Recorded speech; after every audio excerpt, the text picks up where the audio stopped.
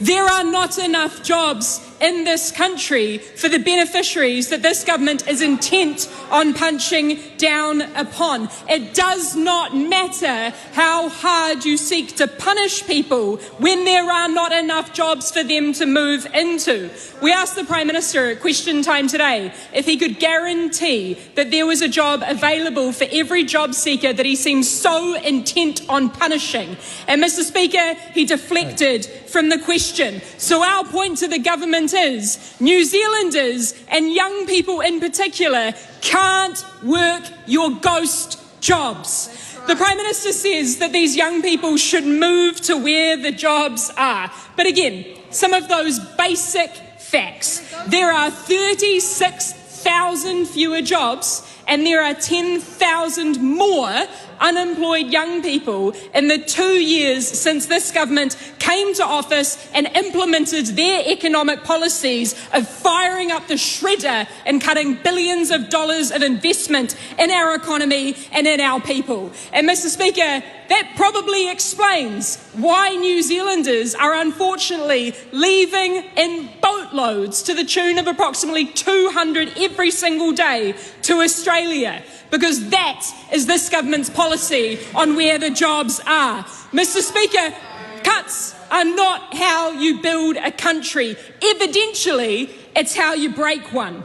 And, Mr. Speaker, it is abundantly clear that this government's economic policy is to kill the golden goose, to whittle down our infrastructure to such an anemic state and then to pass it off in bargain bin prices to the private sector, and also then to exploit the very environment that we trade on the international stage. They have cut thousands of state home builds. They have scaled back infrastructure in hospitals, resulting in 15,000 fewer construction sector jobs. Mr. Speaker, if I can reiterate that point, there are 36,000 fewer jobs and 10,000 more young people that are jobless under this government. And the government's response?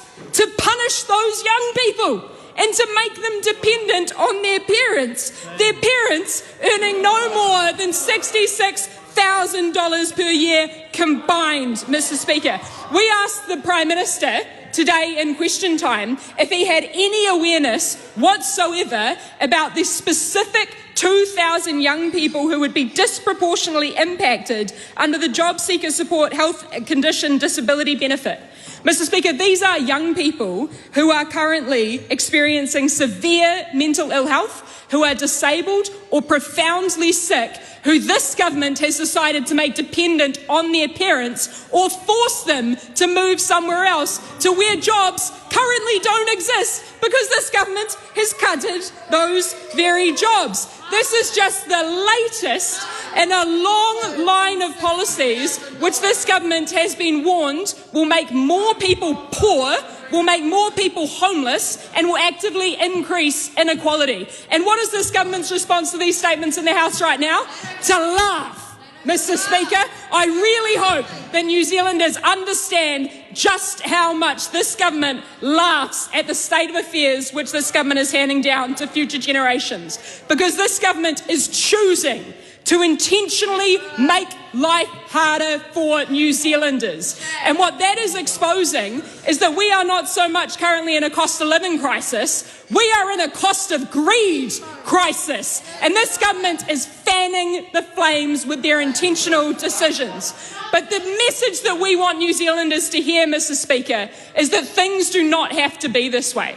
The Greens have spent the last 18 months outlining our solutions and our clear policies, which would see free early childhood education, free dentistry, free GPs. We would create 40,000 good green jobs because, Mr. Speaker, we used to make things in this country and we can do it again. And the way that we get there is through a fairer tax system, which I know terrifies these guys more than anything.